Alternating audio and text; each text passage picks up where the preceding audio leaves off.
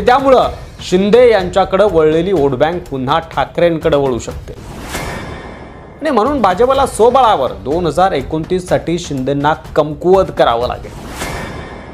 शिवसेना कमकुवत करणं, अजित पवारांना ऑप्शन ठेवणं। आली रे आली, आता अजितदादांची आणि शिंदेंची बारी आली। व्हिडिओ बघा मग समजेल। शिंदे सेना, अजित पवारांची राष्ट्रवादी आणि ठाकरे बंधू युती यात भाजपचं गणित कसं बसणार, कसं फिसकटणार? महाराष्ट्रात विधानसभा निवडणुकीत मोठा विजय मिळवून भारतीय जनता पक्षानं मिशन 2029ला जोरदार सुरुवात केली आहे। लोकसभेत फटका बसल्यानंतर भाजपनं पुन्हा जोरात कमबॅक केलं, पण आता 2029चं लक्ष ठेवून एक वेगळी रणनीती आखली जाते। भाजपचं मिशन 2029 नेमकं आहे तरी काय, आणि त्यात शिंदे अजित पवार कसे भरडले जाणार, चला तर जाणून घेऊया। गेल्या विधानसभा निवडणुकीत भाजपनं 26.77% मतांसह तब्बल 132 जागा जिंकल्या। लोकसभा धक्क्यानंतरही हा विजय म्हणजे भाजपसाठी मोठा बूस्टर डोस ठरला आणि त्यामुळे मिशन 2029 साठी भाजप अधिक आत्मविश्वासाने तयारी करत आहे। मात्र अमित शहांनी स्पष्ट सांगितलं की पुढची निवडणूक स्वबळावरच लढायची। याचा अर्थ म्हणजे शिंदे आणि अजित पवारांना कमजोर करून स्वतःची ताकद वाढवायची। शिंदे आणि अजितदादांचा काटा काढला जाणार का? तुमचं मत कमेंटमध्ये नक्की सांगा। मिशन 2029 साठी भाजपने 100% भाजप योजनेवर काम सुरू केलंय। पक्ष संघटना मजबूत करणं, बूथ स्तरावर कार्यकर्ते तयार करणं आणि विरोधकांच्या गोटातील नेत्यांना आपल्याकडे ओढणं हे 3 महत्त्वाचे टप्पे आहेत। अनेक ठिकाणी शिवसेनेच्या उमेदवाराविरोधात दुसऱ्या क्रमांकावर असलेल्या नेत्यांना भाजप प्रवेश देतोय। यातून शिंदे सेनेची मुळं कापण्याची रणनीती स्पष्ट दिसते। राज्याच्या राजकारणात सध्या सर्वात मोठी चर्चा आहे ती म्हणजे ठाकरे बंधूंच्या संभाव्य युतीची। एकीकडे उद्धव ठाकरे तर दुसरीकडे राज ठाकरे हे दोघे एकत्र आले तर शिंदे सेनेला मोठा फटका बसणार यात शंका नाही, कारण बाळासाहेबांचे विचार, हिंदुत्वाचा ब्रँड हे दोघेच खरे वारस असल्याचा भावनिक आधार त्यांच्या सोबत आहे आणि त्यामुळं शिंदे यांच्याकडे वळलेली वोट बँक पुन्हा ठाकरेंकडे वळू शकते। भाजप आणि शिवसेना दोघांचाही आधार हिंदुत्व आहे। महाराष्ट्राबाहेर कुठेही तुम्ही बघा 2 हिंदुत्ववादी पक्ष एकमेकांच्या विरोधात नसतात निवडणुकीमध्ये आणि त्यामुळे तिथे भाजपला एखादी सत्ता मिळते।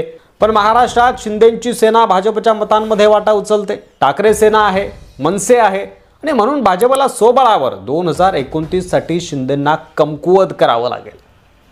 हिंदुत्ववादी मतांचे 2, 3, 4 तुकडे होऊ नयेत यासाठी ही रणनीती। शिवसेना कमकुवत करायची रणनीती करताना भाजपनं अजित पवारांच्या राष्ट्रवादीला ऑप्शन म्हणून ठेवलंय, कारण राष्ट्रवादी भाजपला फायदा देते। शाहू फुले आंबेडकरवादी मतं भाजपकडे ओढण्यासाठी राष्ट्रवादी उपयुक्त ठरते।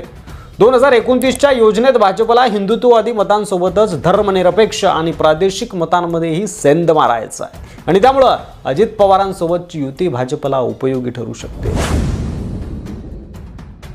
मुख्यमंत्री देवेंद्र फडणवीस आणि उपमुख्यमंत्री अजित पवार यांच्यात चांगला समन्वय आहे। शिंदेंमध्ये आणि फडणवीसांमध्ये मात्र तो दिसत नाही। दोघांनाही आर्थिक शिस्तप्रिय आहे, म्हणजे फडणवीस आणि अजित पवारांना। शिंदेंकडे मात्र मुख्यमंत्रीपद असताना आर्थिक शिस्त बिघडल्याचंही म्हटलं जातं। त्यामुळे शिंदे नकोशी झालेत का भाजपला, असाही प्रश्न आहे, पण सोबत ठेवावं लागतंय। त्यामुळे भाजप नेतृत्वाला अजित पवारांची साथ अधिक विश्वासार्ह वाटते शिंदेंपेक्षा आणि म्हणूनच भाजपला शिंदेंऐवजी अजित पवारांसोबत राहणं अधिक सोयीचं वाटतं। या सर्व घडामोडींमुळे एकनाथ शिंदे आणि त्यांच्या सेनेसाठी पुढचा काळ कठीण असणार आहे। 2 हिंदुत्ववादी पक्ष कशाला ठेवायचे? शिवसेना ठाकरेंना संपवायचं, शिंदेंना संपवायचं आणि हिंदुत्ववादी पक्ष म्हणून फक्त भाजपच राहायला पाहिजे, म्हणजे 2029चं जे मिशन आहे भाजपचं ते साधायला भाजपला सोपं जाईल। भाजपनं आता शिंदेला थेट रडारवर घेतलंय। शिंदे सेनेच्या मतदारसंघामध्ये भाजपच्या उमेदवारांना ताकद दिली जाते। हिंदुत्ववादी मतांमध्ये वाटेकरी नकोत ही भाजपची स्पष्ट भूमिका आहे आणि म्हणून मिशन 2029च्या तयारीत शिंदेंना कडसर वाटचाल करावी लागणार आहे। मिशन 2029 साठी भाजपची योजना फक्त निवडणुकीपुरती नाही, तर ही एक पद्धतशीर राजकीय आखणी आहे। शिवसेना कमकुवत करणं, अजित पवारांना ऑप्शन ठेवणं, ठाकरे बंधूंच्या युतीचा फायदा घेणं हे सर्व भाजपच्या मास्टर प्लॅनचा भाग आहे। भाजपला स्वबळावर 2029 मध्ये सत्ता मिळवायची आहे। पुढचा काळ महाराष्ट्रात राजकीय घडामोडींनी गजबजलेला असणार आहे। आणि आपण यावर बारकाईने नजर ठेवणारच आहोत. त्यासाठी मराठी मंडळीवर नवीन असाल, अद्याप सबस्क्राईब केलं नसेल तर लगेच सबस्क्राईब करा. व्हिडिओ आवडला असेल तर जास्तीत जास्त व्हॉट्सअप ग्रुपवर शेअर करा आणि तुमचं मत, तुमची प्रतिक्रिया कमेंट बॉक्समध्ये लिहायला विसरू नका. पुन्हा भेटू अशाच एका विश्लेषणाच्या व्हिडिओमध्ये. तोपर्यंत रजा घेतो. धन्यवाद. जय महाराष्ट्र.